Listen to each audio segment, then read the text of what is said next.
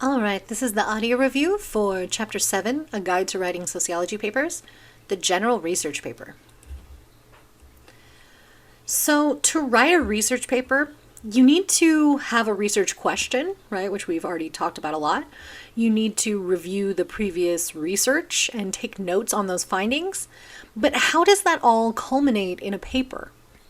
So first, you need to carefully review the sociological literature.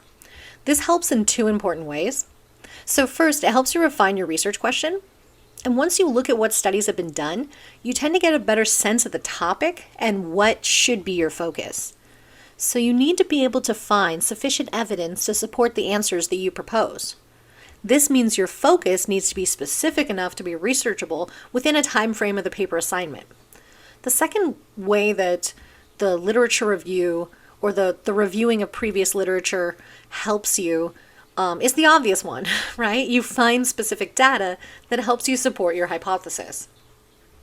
So another important step is taking notes for the paper, right? So the goal of taking notes for a research paper is to organize the information you find to support your hypothesis. So there's no single best way to take notes. It's really about what works for you. Some people like to print out articles and highlight them or stick post-it notes on them. Some people like to use bullet points or write chunks of a paragraph or pull quotes. It's not like there's one right way. You have to often try different approaches so you can find what it is that works best for you. But so there are general principles to taking notes in the chapter that can help you identify which is the best approach for you, such as number one here, keep your mind on the research question that you're addressing. So also keep in mind what your hypothesis is as well, because you're going to want to argue more or find more research to support your hypothesis than any alternative answers that you may be arguing against, right? So within sociology, we're often challenging stereotypes or taken for granted notions or social narratives that affect perceptions. So let's say your question is something like, does the corporate consolidation of media affect our democracy? Well, then you want to keep that in mind when you're reviewing what could be relevant sources for your paper. And if your hypothesis is that corporate consolidation of the media affects political efficacy and shapes public opinion to support corporate-friendly policies and laws, then you want to keep that in mind as well.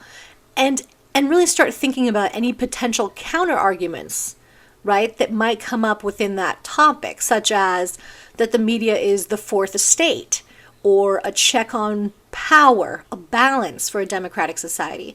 So then you can find sources to show how that's a fallacy, or how our consent is manufactured through the media, right? So that's just one example. You just have to keep in mind what your research question is looking for and what it is you think is happening with this phenomena or your hypothesis, right? So the book also provided the example of writing about the unhoused communities, right? So when looking at homelessness as an issue, it makes sense to look at causes, effects, and solutions. So using those terms could help organize your note-taking and group the resources of that information you find when you're searching the literature. So in our paper, unlike the book example, you would use these as your subheadings in the literature review section. So the organization of your notes makes constructing your paper so much easier if the information is grouped together logically. It helps you put all the pieces together much more smoothly when you're writing those drafts out of the notes that you've taken, right? Okay, so the second general principle from the book is that unless you plan to use a direct quote, which I most often caution you against, later we'll talk about that a little bit more, but because misusing a quote can be like a roadblock in the middle of your paper, and if you over-rely on quotes, your voice and your arguments get lost. So it's almost always better to summarize the book or article paraphrasing their findings in your own words, right? So this reduces the potential for plagiarism. Also, when you're summarizing in your own words, it increases your comprehension of the material, which translates to a much more effective paper. The third principle is to think while you're reading. I mean, that seems kind of obvious, right? But after looking at multiple studies, you should start to see patterns emerging about your topic, which can really help you better frame your paper or tailor your research question to kind of fit what research is out there. And last, the book suggests that you write your own interpretations and reactions as you take notes. So this can be labels, brief notes, bullet points, whatever works for you. And again, the reason this is important is because you are analyzing the sources. You're not just saying, hey, this study found that 40% of this is this, the end. Move on to the next point. Okay, this other study says this, they found this. Yeah, that's not really, you're doing a little bit of that. But remember, with the citation sandwich, you would be setting up what the 40% was, right? You would be then, in the sentence after the quote, explaining, contextualizing, connecting that back, or after the data point that you brought in, you connect it back to why that fits, why that makes sense to your paper. So this is, again, why the interpretations and reactions that you have when you're reading it can also kind of come in to help you guide and steer the paper with your own voice, right? They also talk about highlighting and working with source materials. So highlighting is not as good as taking notes itself, but it can be very helpful as far as how you organize information that you find relevant to your paper. So the book suggests if you do like to highlight or print stuff out and highlight it, then consider color coding your approach with different colors that represent different topics or subheadings in your literature review. This is very helpful if you're a visual learner to organize information graphically. Another approach is to take notes in Word or another doc program like Pages, Google Docs, whatever word processor you got, and you can use the search function to find keywords to help you organize your notes. So I've already mentioned this before briefly, but again, I'll briefly reiterate. My go-to method is a Google Doc where I'll cite the article right away, cut and paste the abstract or maybe a specific chunk from an article. Then I'll write a one or couple word label that corresponds to what subheading that information should fit into. And lastly, I'll write like a 1 to 3 sentence blurb, which is kind of that number 4, like my interpretation reaction. But really, my blurb is also looking at how does this fit my paper, right? Or what specific information that's helpful that I'm trying to pull from this source, right? And again, I do this because I read a lot and it's easy to get things mixed up, right? If you do some of this work on the front end, you don't have to keep going back and rereading the studies over and over again to be like, wait, what was this about again? Why did I want this in my paper, right? That can be tedious with, 5 sources for your proposal or 10 sources for your literature review. And again, it gets more painful the more sources you have. So while it wasn't that big of a deal, I guess, for your proposal, for your lit review, you have double the sources, right? So it's better to organize and let your brain rest a little. So as the folks at my city job love to say, work smarter, not harder, right? So when you go through the process of reorganizing the data sources, specifically the books, articles, and other fun peer-reviewed stuff you've collected for your paper, you're left with a clear understanding of the significance of the data, which prepares you to organize your paper more effectively. All right, so while the approach that we're taking to the paper assignment in this class differs from the 3-part essay format that's traditional in lower level writing, there are still a lot of similarities or overlaps that you can learn from this chapter that will work for your approach. So this includes finalizing your thesis statement, which in a research paper is your hypothesis, right? So how else does this differ from the 3 essay format in the book? Mainly that in a 3-part essay format, you're just summarizing and arguing a particular thesis, versus the research paper, it's similar, but you're writing not to argue your thesis, but to test a sociological method, right? So on page 97, they show a brief outline for the sample paper, right? That's continued on 99 through 112. So I have the picture of the outline here. So you see that in this outline, there isn't a literature review methods or conclusion heading, right? So that's something you would want within your own paper, right? See how you have an introduction heading here, right? But then before you jump into number 2 here, this should just say literature review. And then these things would be subheadings of your literature review. Does that make sense, right? The different topics that you're looking at, right?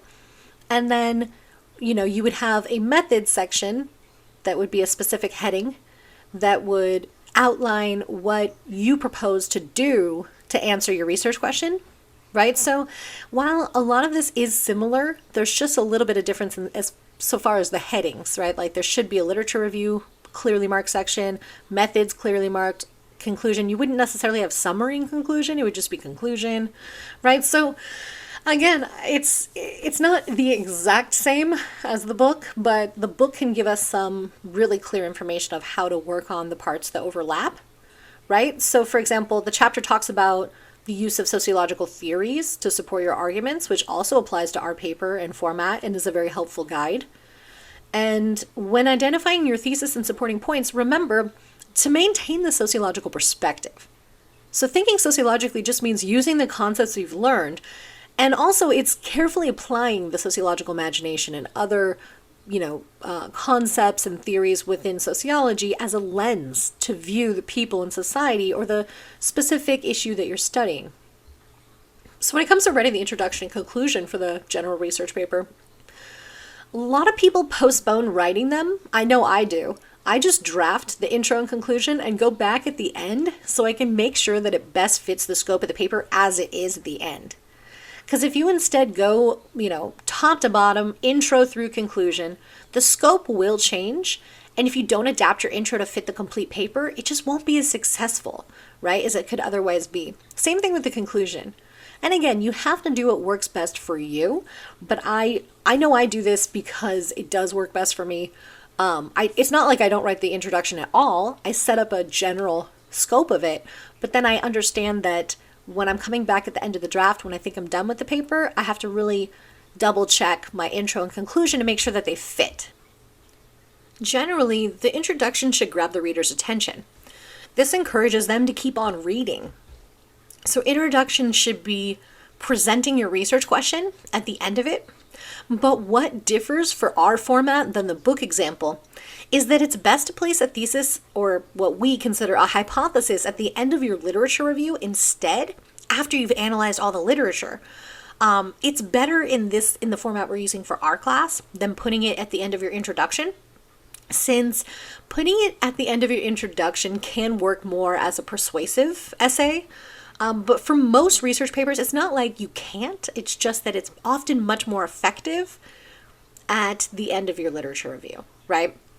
Because then you've already set up what research was in the field, and as a research paper, we're supposed to reserve our judgment until we've reviewed the relevant literature before we say, oh, I think it's this, right?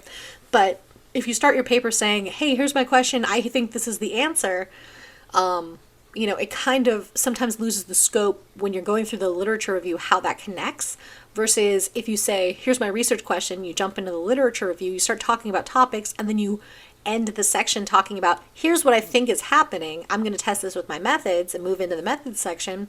It just tends to be much more effective in your paper, right? Putting the hypothesis at the end of your literature review. Okay, so also the conclusion. This should summarize your arguments, and it should recap the main points of the paper. And while it may introduce new ideas or new perceptions of the things that you're studying, it shouldn't introduce new facts, right? You shouldn't be really citing stuff in the conclusion. So for our conclusion, because you're not actually doing the methodology, what you're going to do is discuss what future research you think should be done, as well as what you think should be done about the issue, whether in the local community or larger society. So this is because, again, you can't talk about the findings and the results because you didn't do the findings and the results, right? You just kind of said, hey, I'm going to interview people. And you can't say, well, here's what they said in the interview because you didn't do the interview, right? So instead for ours, you're still going to do a traditional, wrap up the paper, touch upon the main points, kind of make sure that the introduction and conclusion are kind of bookends for each other, but they shouldn't just repeat the exact same stuff in the same way, right? Okay, so I also wanted to talk about the sample in the book on page 99 to 112. Again, helpful, not exactly what we're doing for our structure of our paper, but I wanted to go through some of it to talk about, what I think works and, what are some, issues or whatever. I think it's a great sample because not only do they give, feedback on the side of it, right? The author of the book, or I guess the sociology writing group that writes our textbook, they provide feedback on the paper draft on the margins, so you see the parts that are effective and the areas that need to be improved, right? So there is an effective hook in the paper. So yeah, actually, let me just go through that super quick here. I apologize that the images from the pages are not perfect. So, if you have to follow along as I'm talking about this with your book sample, that might be better for your eyeballs, but whatever works. I just wanted to make sure I touched upon a couple of these things real quick. Okay, this is the first page of the sample one in your book. So, you can see how the sample here, if you read over just this first page, right? Okay, so this first paragraph is pretty interesting. The first thought that struck me was that it looked like Hitler's fantasy. A dozen happy, patriotic, rosy-cheeked, innocent, light-haired, blue-eyed white children. So now, what do you think about that first sentence? Right? It's interesting. Like the note here talks about it being a personal observation of hers, right? But how she basically then connects this observation to the research itself, right? So studies of race and music have exhaustively focused on people of color and their music in an institutionally racist society. In this paper, I invert the scholarly lens of observation to examine the presence of white identity in what we commonly hold as the quintessential music of white America, country music. Sociologically, historically, and politically, I explore how we have come to associate country music with whiteness and the overall validity of this correlation. So, again, and very specifically in this paper, I argue, right? So, again, that's why it's going to differ a little bit for us. You're going to often move your thesis statement to the end of the literature review section. But this idea of, in this paper, I argue, or, the kind of wording here and the way that this is set up is so effective because it transitions from something that, let's be real, like the Hitler hook works, right? The Hitler comment is a pretty effective hook. You read that first sentence and you're like, wait, what? Hitler's fantasy is what? Right? And then you're like, oh, country music? And then you kind of interested because then it pivots immediately into the kind of sociological analysis, right? So you know that the paper is going to be balanced between the more anecdotal and kind of impressions that the writer is getting, from either the literature, from her experience with the topic, but it transitions right into the research, right? So that's very effective. So overall, the notes on the sample in the book focus on the strengths and areas of improvement. So I really ask that you, review the sample in full because I'm just going to touch on a few pages and a few things through this analysis right now. Okay, I'm going to skip through this page. Aha, here we go. Okay, page 102. Okay, so for this one, I just want to briefly touch upon how you cite quotes, right? You have to include the page number for a quote. So you see like a quote ends here and you see page 27. On the previous page, they start with, as Malone points out, and puts the year and then uses the quote, right? And then the quote ends with page 27. That's one way to do it, right? Another way is on page 103, so the next page over, where you use a quote, and again, so you can either set it up at the beginning, right? Here's the quote and the page number, which is how you should cite it in ASA format, or after the quote, you have a colon and the page number. So it's not that there's a right or wrong, it's just often what works best for the sentence, right? Like some sentences need to be kind of set up because it's part of a sentence that you're using versus, something where you're quoting maybe a longer quote. Then what's interesting about it is from the point at which you set it up, what we call a running acknowledgement, until that page, right? You know that that's where the direct quote comes from. You know that this is the overall source that the information comes from. So you have to be specific. It's either this format or this format that needs to be seen if you use a quote at all in your paper. And again, I keep trying to tell you, don't over-rely on quotes, but sometimes they can be very effective and purposeful. And the example in this one is very purposeful in what things are quoted directly, right? So, when it comes to the note down here about this journalist, right? So she explains that he wrote in the New York Times and talks about how the identification is critical for the reader to understand the quotation because the New York Times is a national newspaper. So again, the thing I want to caution you against is how many students will use the name of the author, the article, the journal, add all of this irrelevant crap that slows down the pace of your paper and just becomes confusing to the reader instead of helping them along or guiding them through your points. Unless it's for a reason like this New York Times example, then oftentimes it's too wordy to give this much more additional information, right? So here instead, in fact, Bruce Feiler wrote a New York Times article, country music has become the de facto soundtrack of white flight. So she could have just said, according to Feiler, country music has become the de facto. But the point was, she's trying to say that not only is this something that's found in the literature, but it's such a prominent argument that it's even being seen in the New York Times, which kind of shows a much more national audience for those arguments and a much kind of more widespread, so again, this is the only reason I wanted to point this one out was because I thought it was effective and showed how, you don't always have to include those bits of information because oftentimes it just slows down the pace, but it was effectively used in this example. All right, let's go to another example, the next page. So there is a note on here that the gender section that's talked about is not as, so like over here, they talk about how it's not as well developed. It could be a stronger argument. And so this is a note you may see in revisions of your paper that come from me, as there could be sections where one additional source or even just a little bit more illustration can make for a much stronger argument and more effective reasoning. But the transition at the end here, they highlight to show how it is effective and seamless, right? So let me show you here. Let's see, as it transitions over to here. So remember, she starts the paragraph talking about white patriarchy being central to country music, right? And then goes through this whole argument, masculine obligation, blah, blah, blah, racial obligation, blah, blah, blah. And then basically talks about, as a product of a region where white womanhood is sanctified, country music is racially patriarchal. And then slips right into this one. Epitomized as pure and authentic white form, country music has been widely used by white supremacist groups.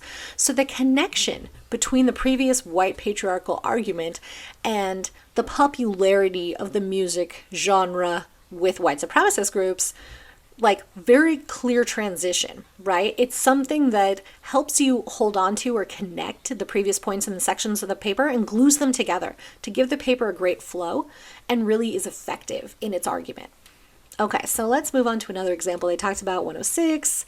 You got here, what's a little different for our paper than this example is that our paper would have literal subheadings. Like you would have like a literal thing that pops in right here, right? That would say like social class, right? Or how it's talking about the paper now addresses class. So you would say, social class and country music and then whatever. And what makes that so helpful to have those subheadings in between sections in your literature review is that then you only need a transition from this paragraph or this section overall to the new section instead of having to have such cleared transitions between each paragraph of each part, right? It's easier to say, okay, as we discussed race, class is another factor, and then boom, social class and country music or whatever it is, and then you move on to that section, right? So the reason we do that, at least with subheadings in the literature review, is it's a signpost to the reader that one section is ended and we're moving on to another section, right? Okay, one more example.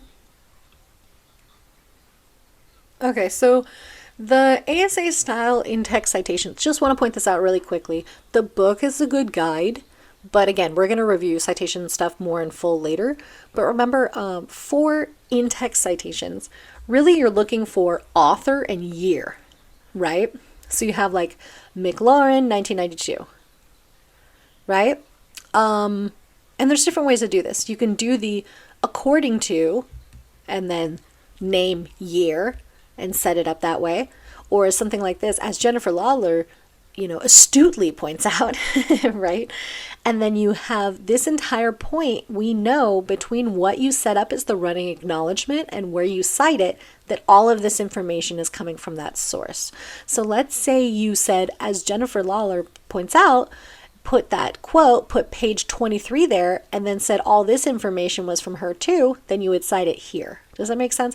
So you basically cite this to denote to the reader, okay, the information from the source is over. Now this is my voice. Folk music has strong protest element, while anti-protest themes pervade country music. So, right? It's basically, this is you doing the citation sandwich, setting it up. What does this mean and how does this connect? So again, this is a good example of the citation sandwich here. While country music is inherently conservative and sought to preserve the status quo, folk music advocated change and criticized the status quo. So they're setting that up as like, this is what they're arguing in the paper. Then they use this to support that argument, right?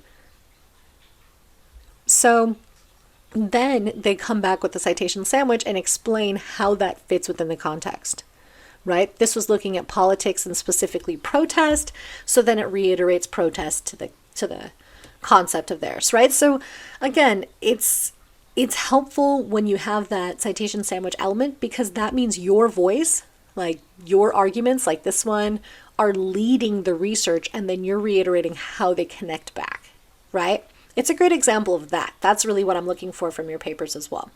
So again, with most citations, the in-text, you're just going to give me the last name of the person and the year. If it's a direct quote, you need a page number in one of those two formats that we talked about. I think personally, the example here has a ton of quotes. It's not something in sociology you would often have a million quotes, right? There's going to be a lot more citations that are going to be like this, Ellis in 1995 or Malone 2002. So you'll notice the difference between ASA and APA. APA has a comma. This one doesn't. That's pretty much it. Like, it should not be hard to do ASA in-text citations because it's pretty much the same thing. It's just last name, year. And if you include a direct quote, then it needs to also include a page number, either page number at the end of the quote or page number with a colon after the year, right? Okay. Okay, I'm going to skip through some of this. Okay, here. So another thing that's missing is those clear headings of demarcation, right? Like you'd have like conclusion or whatever your headings are that are going to be in all caps, right? Other than that, pretty much, you're going to need more than just like a paragraph to wind it down oftentimes, at least for your final paper, right? But either way, the paragraph, the conclusion should be clearly marked and demarcated from the rest of the things, which will be kind of easy for your version, because instead of like with this sample where what would be the literature review in ours kind of blends right into their conclusion, for us, you would have like, if this is finally the last point that they're making in their literature review, after that, it transitions to the conclusion. Here you'd have heading methods, and you'd have all your information about like, I'm going to interview 20 people, or I'm going to do a survey, or I'm going to do an ethnography, or whatever it is that you're specifically going to do to address your research question. Then you're going to have another heading that says conclusion and have all your info in there, right? So I also wanted to talk really briefly about the reference situation here. So first thing, you notice it's in all caps, right? Second thing, the note mentions that the reference section was originally printed on a new page, right? It should always start on a new page. The only reason they crammed it up in here is so it would take up less real estate in the chapter. But for your reference page, it should always start on the next page. Like even if you have half a page left, it should start on page, 14 or whatever the next page is at the top of the page, right? So, again, they just did it so it wouldn't take up as much space in here. But, other than that, this is a good reference, right? So they should be alphabetical. The format's right. The only issue that I have is that you should also have, so let me move on to the other page of the references as well. You should also have a hanging indent for the ones in our class. So what the hell does that mean? Hanging indent just means the first line of the citation is right at the edge where all of these are, right? But the second line is tabbed in one tab, right? So it looks like that. So basically, yeah, you just want to make sure that the first line is here, the second line is tabbed in one tab for every single one. right? It can be kind of a pain, even though Word claims to do it, where you just highlight it and click hanging indent, but sometimes it won't let you. So you have to basically go enter, enter, delete, and then tab it over. And then go to the next one, enter, enter, delete, tab it over. Go to the next one, enter, enter, delete, tab it over. If there's already 2 lines, usually the second one will get the idea and go with the rest of it. So it can be a little tedious, but that's the one thing missing from the reference page that I wish wasn't in this example, because it's something I'm going to expect from you is to having hanging indent, right? And I put that in the assignment sheet, notes, and all that stuff because I want it to be as clear as possible. I never want you to feel like you don't know what's expected of you. So I try to give these examples and audios and also the clear assignment sheets. But again, if there's ever anything you're not sure about, or you just need any clarification, you can always reach out to me because that's what I'm here for, right? I want to make sure that you feel supported, comfortable, and that you understand what's expected of you. So hopefully this has been a helpful example. I do suggest that you go through the whole thing. I just kind of went over a couple pages of it because there was a couple things I wanted to point out to you, like as if we were in an in-class session, I would go through it. So again, it can be a helpful guide, but it's not going to be exactly the same as the paper in the book. So I have given you samples for the other assignments in this class that are a bit more like our own format. But again, they're never going to be perfect. You're supposed to still craft your own paper in your own unique way. Either this sample in the book, the samples that I put up for you from previous students' examples are never going to be exact or perfect or completely fit your scope because each person's paper is so unique and different, but they are supposed to give you an idea of the kinds of things that are expected, and often I will go through them and try and point out the things that work and the things that don't, as I did in this particular sample, right? Okay, so hopefully this is a helpful resource for all of you.